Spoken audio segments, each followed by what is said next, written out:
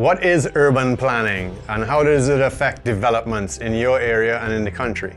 On today's episode of AskTerraCaribbean, we have Sebastien Paddington, Managing Director of IPI Properties and a land planner. Sebastien, great to have you here, man, on our video series, AskTerraCaribbean. Thank you for having me. Excited to be here.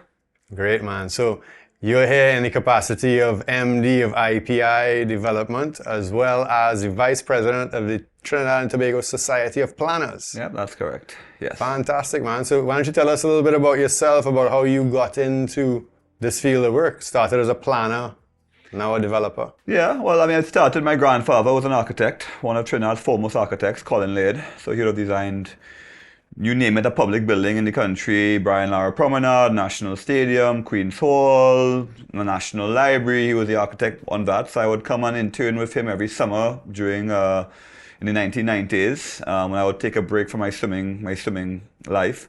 And I loved what he was doing as an architect. And I decided I didn't like specific just drawing buildings. I wanted to kind of be more holistic in my approach.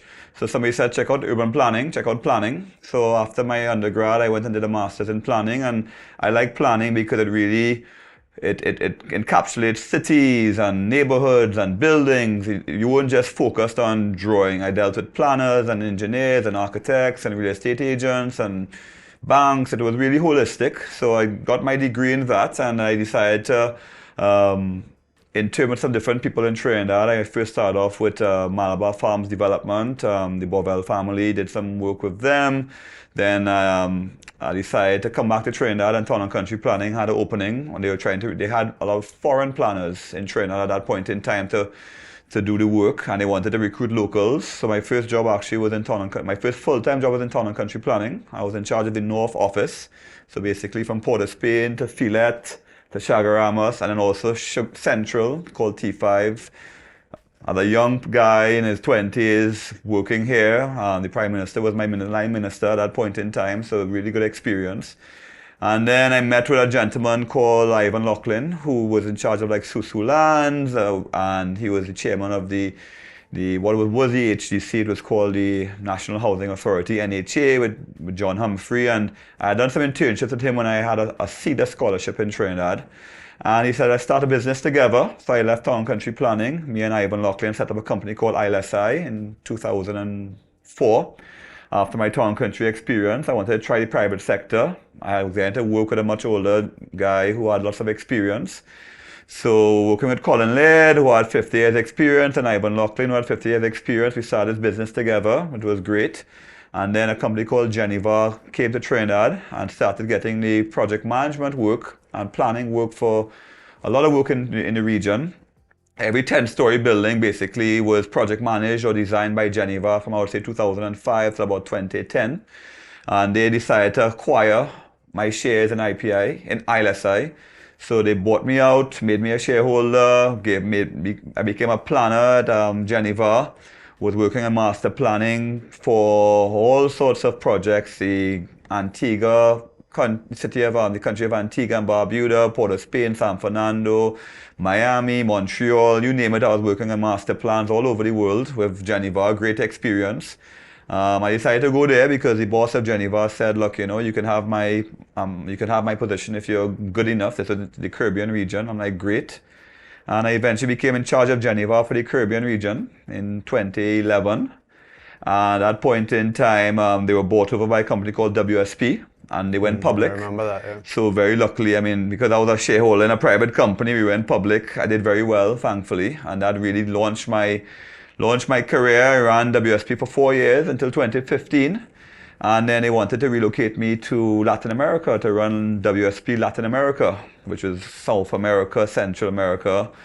My wife got pregnant, and she at that point was running a small development family project called Hope Estate in Trinidad. And it was either for us to hire somebody to run Hope Estate, which was IPI,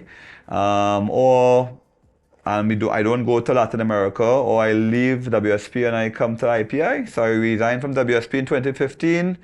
Joined IPI, and I continued that model of consultancies, project management, architecture, engineering, planning, and so on for about 3-4 years. working for all the major clients who, Atlantic, RGM, Unicort, HTC, throughout the region. And then in 2019, I did a new strategic plan, and we realized, hey, Hope Estate with one property development. We worked on about 50 different projects over the last 2-3 years, and I spent 80% of my time making 20% of the money doing consultancy and construction. I said, let's try property development, because that seems to be doing very well. And luckily I got the support of the bank. A bank supported me with a very small project called Orange Hill Estate in Tobago. Hope Estate was a success. Orange Hill was my first property development after Hope Estate. And then as I successfully delivered that job, I delivered more and more jobs as a property developer. Tambourine Park, The Palms, Soleil. And I came into development where I became, instead of doing 80% consultancy and construction, I'm now only about 20% consulting and construction and 80% property development. So I still do planning and I still do construction, but for very select clients. I work for the United Nations because it allows me to explore different parts of the Caribbean as a consultant or contractor. So I'm in Haiti right now, I'm in Jamaica right now, and I'm in Curacao right now working for the UN. And yeah, so that's why I work for the Unicort and the International Waterfront Towers. I work on very select jobs for people, but most of my work are my projects now. Very good. That's interesting. I remember you saying, you got tired making money for others. Correct. You wanted to make money for yourself. So. Correct. And be in control, because when you work for clients, you have to design and build what they want. Yeah. So I still do it, but I choose the clients I would do that for on exciting jobs. Like I'm doing the Marriott and Tobago for the Superior Hotel Group. So I select the jobs I do it for, but they are the bosses. I have to kind of do what they want. But when it's an IPI project, I get to design and build what my vision and my dreams are. Yeah, that must be lovely to see your dream come together like that. I mean, so in our industry, quite often people come to us with land and they want to sell the land, they come up with a price. And for me, in order to price a piece of land, I need to understand what you can do with the land, right? Until you understand whether you could only grow tomatoes or you could do a townhouse development, you really can't put a value on the land. Correct. And I think that's where the planners come in. A lot of people in Trinidad don't really understand what a planner is, what their role is, and how they can add value.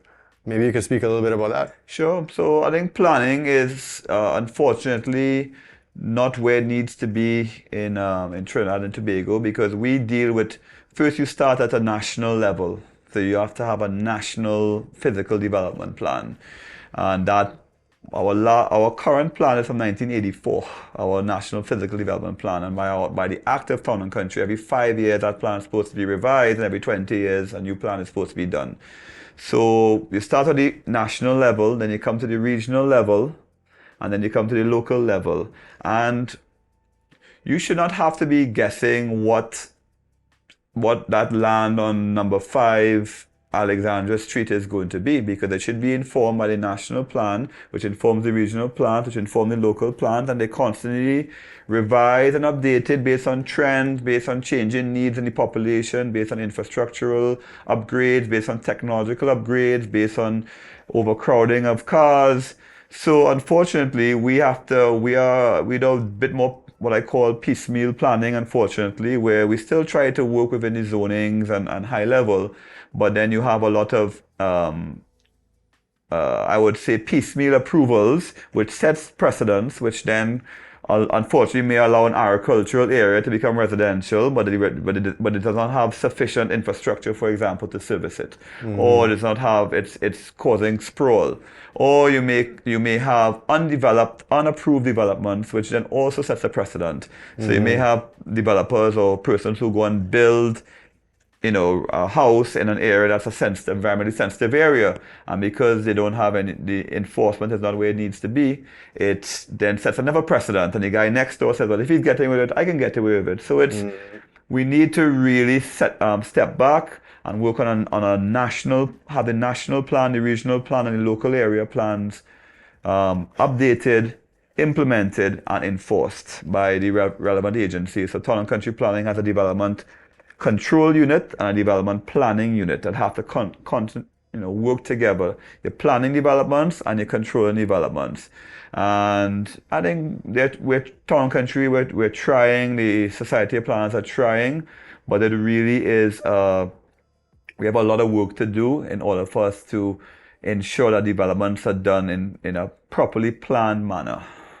Yeah, absolutely.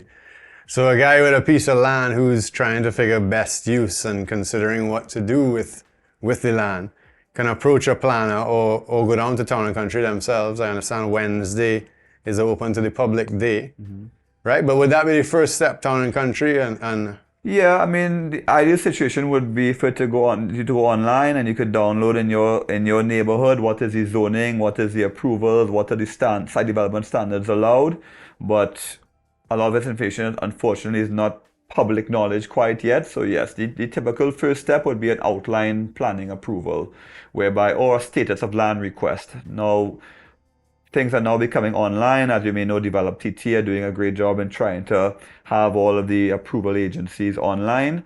But there are challenges of that because a simple person may not understand or may not have access to a computer, may not have access to online. So it's a transitionary period, but step one would be an application to Town and Country Planning for your piece of land. Typically, it's a cadastral, a deed, and a location, and that would tell you what you can do on your land together with whatever conditions associated with it. And that would be what the zoning is. If the zoning is updated or is relevant or is subject to something better, that of course is always one of the challenges, that you have approvals granted that may not be the most appropriate use for that particular piece of land. Yeah, it's quite unfortunate that we have precedent from illegal developments or unapproved developments, then kind of guiding the process or guiding the approvals for that area. Quite unfortunate. But so again, a man with a piece of land go down to Town and Country, get an outline approval as to what he wants to do with it, and then is in a much better position to market the land accordingly or even develop the land himself. So a planner would add value in a case like that. How? Right, so the planner would ensure, number one, that the process is followed, that you would follow all the relevant statutory approving requirements. So they're numerous, the first agency you usually approach is Town and Country Planning.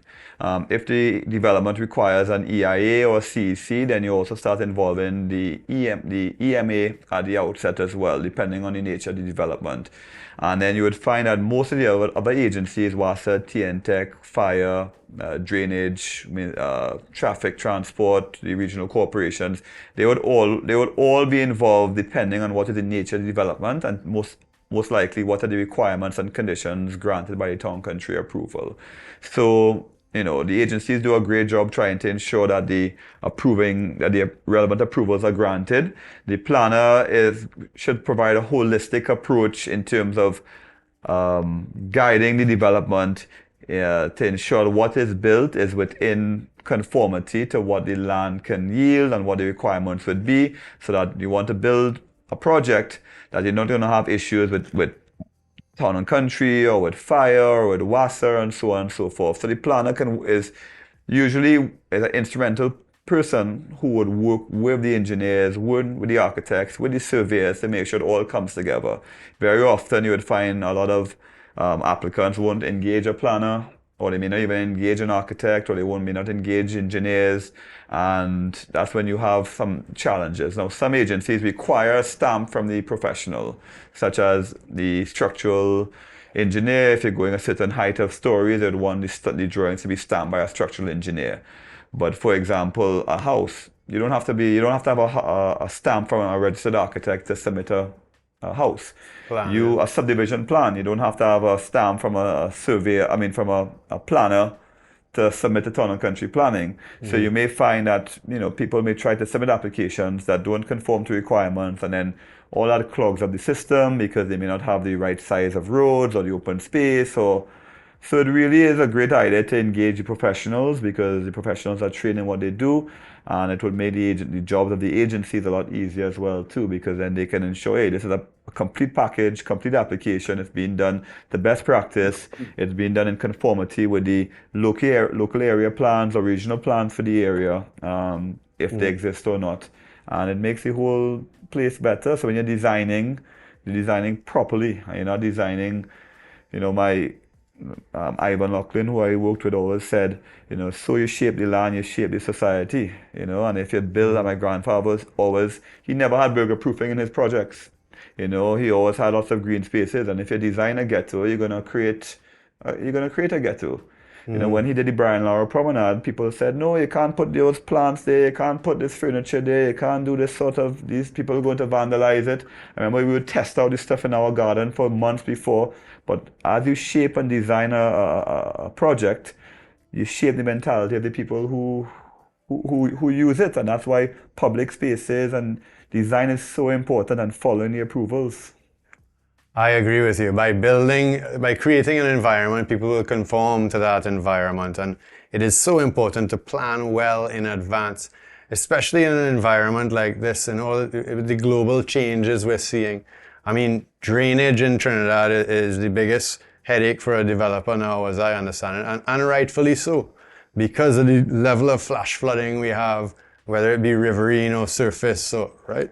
So the planner has to get in early and really plan based on obviously what town and country will approve and knowing the environment, and so that when it comes to the end of the development and you're looking to get your final approvals, that he can have that conversation, speak that language with the regulatory bodies. It's really important. Before I start any project, I go on the land, I go in the morning, I go in the night, I listen to the land, I feel where the wind is coming from, I see where the sun is rising, I see where the birds are flying, I see what is the trees I might want to keep.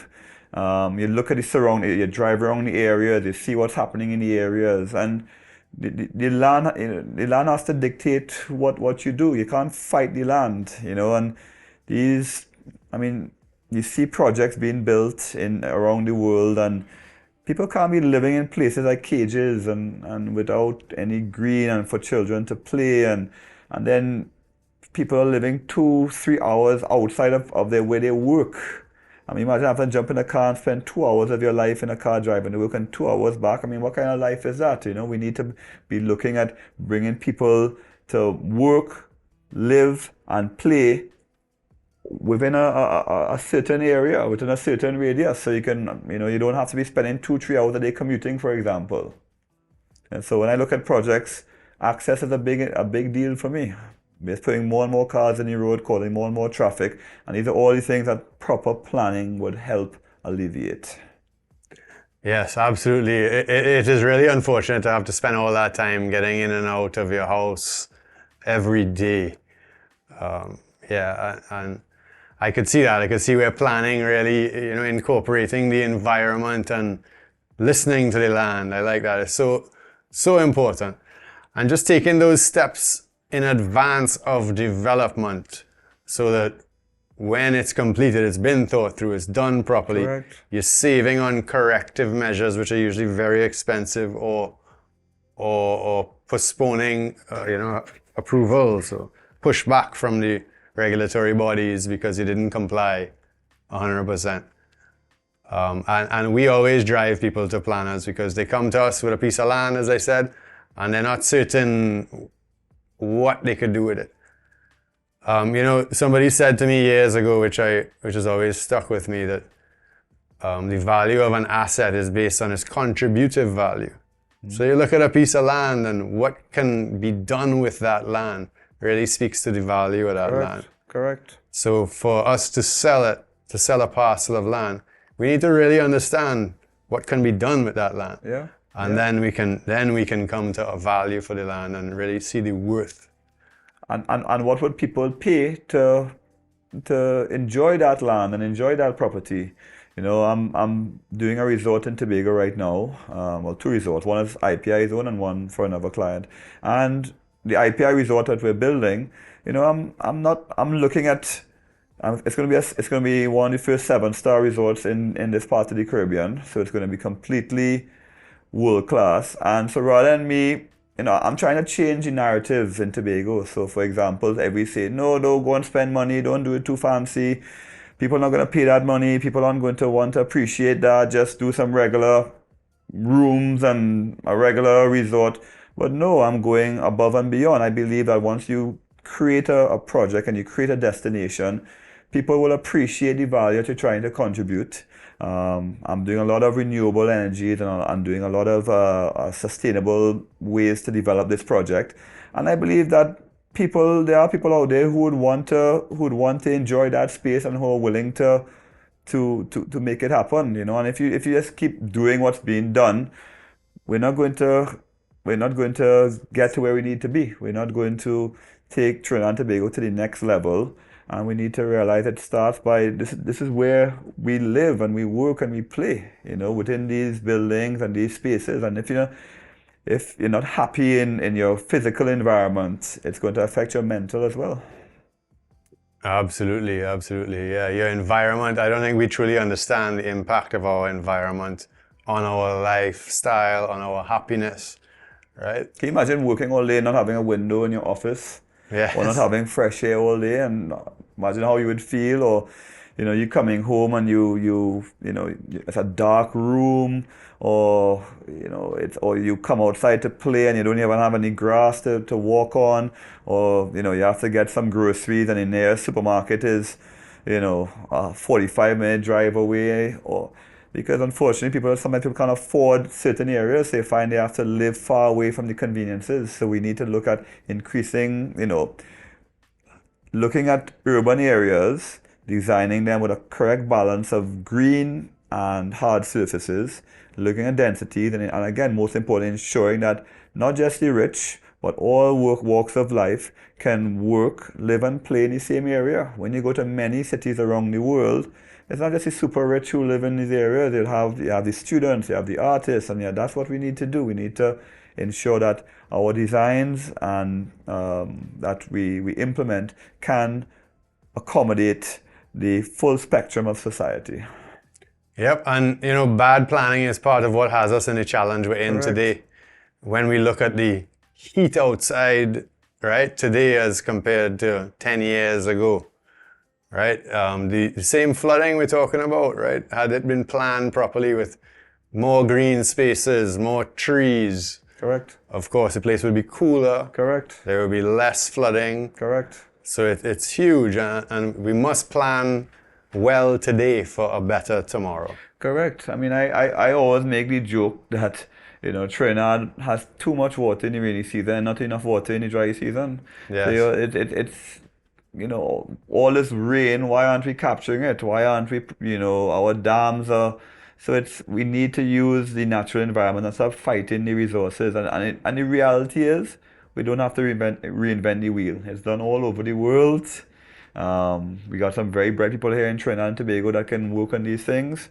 But case in point, I'm doing a development and the approvals required me to raise the land because of the area, floods. I had to do proper detention ponds. I mean, it was huge. It was very expensive. It's a major project, 5 acres, and I spent a lot of money on the infrastructural requirements to ensure that it meets all the requirements. It doesn't flood, people will have a comfortable, safe life. But the reality is, literally, the guy next door didn't follow the approvals. So what's going to happen? He's going to end up, because, one developer is trying to do things the right way. The guy next door is not doing things the right way. Unfortunately, when floods come, he's going to suffer because he went and didn't develop according to approvals, according to planning. He went and put... Literally, his site is 100% hard surface. So there's nowhere for water to infiltrate. Where is it going to go? So there's no enforcement happening. And that's just what happens, unfortunately, when enforcement is a challenge. Yeah, so that's one of the big challenges here. We may have some laws, the enforcement, of course, is a challenge. Before we close off, I wanted to hear you speak just briefly on different types of planners, because I know we spoke about that before this started. Urban versus rural, is that how we refer to it? So basically, as I mentioned, I do work for people sometimes, and a year and a half ago, I completed the San Fernando Waterfront Master Plan. Right, I did that for UDCOT, and it was a great project, basically from the whole Lady Hales all the way up to the yacht club, and what I'm very happy that the government decided to do a master plan for the San Fernando Waterfront, because a lot of the projects that are happening now are all now being done in coordination with the master plan. And what that did, there were numerous planners. So we had traffic planners, for example, who had to work on that project, looking at traffic counts, looking at circulation. We had, I would call them like land use planners. But I use the word land use because, again, a rural planner is somebody who would more focus on like homesteads and agricultural zoning. But I would say the two most important planners that I would work with would be a traffic and transport planner and I call them a land use planner, because you have to adapt in any major plan. You would have rural, you would have urban, you would have less dense, more dense. I would say from a planning standpoint, those would be two of the more important planners. The architects, the engineers, the surveyors, they all are also very important parts of the team to come together. But again, unfortunately, because the planners are not a statutory requirement for submissions to agencies, unfortunately, planners very often lose out, which is why I had to become a project manager and a developer, because I couldn't sustain just being a planner alone is very difficult to sustain a career very often in Trinidad. Yes, yes. Well, rest assured you have the support of TerraCaribbean, right? You. The Trinidad and Tobago Society of Planners. Thank you. Has our support at all times. We have big plans. TTSP, we have a new executive, and we have got really big plans that we want to really promote planning in a positive manner, work with town and country planning, work with the government, work with the NGOs, but we have a lot of plans. We have a young, bright executive, so we're very excited what we can roll out over the next couple of months. Very good, and it's in everybody's interest for us to drive sellers with property to you, so they understand the best use and prior to taking it to the market. For sure, engage planners from day one. It would save a lot of money, a lot of headache, and the population and society will be much better off for it. Very good. Well, thank you again, Sebastien, for coming to sit with us today. Thank you, JP and Terra. I really appreciate being here. Honor having you. Good.